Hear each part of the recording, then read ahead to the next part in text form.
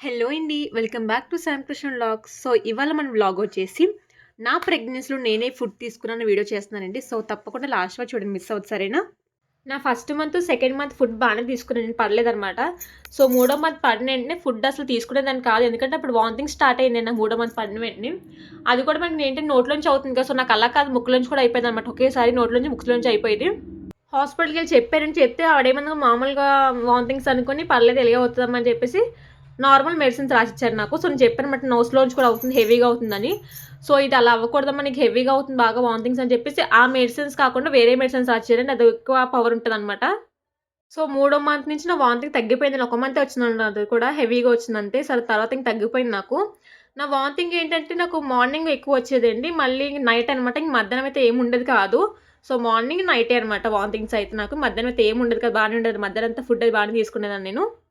Food కూడా ఏం తీసుకునేదాన్ని, dry fruits గానీ, మిల్క్ గానీ, ఫ్రూట్స్ కానీ ఏం తినేసుకునేదాన్ని కాదండి. అసల పడేది కాదనమాట ప్రెగ్నెన్సీలో. కనీసం బాయిల్డ్ ఎగ్ కూడా తీసుకునేదాన్ని కాదు. ఏది తీసుకున్నా నాకు వికారంగా అనిపిచ్చేది.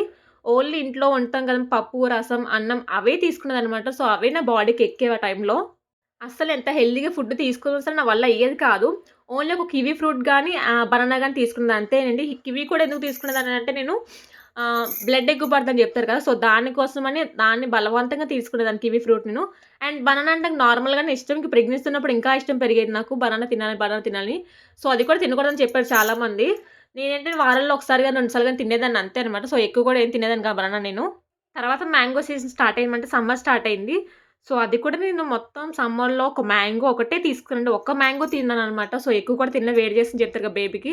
సో, ఒకటే మ్యాంగో తినాను. కాకపోతే నేను ఎక్కువ పచ్చి మ్యాంగో తినేదానండి. అంటే నార్మల్ మ్యాంగో ఉంటుంది కదా!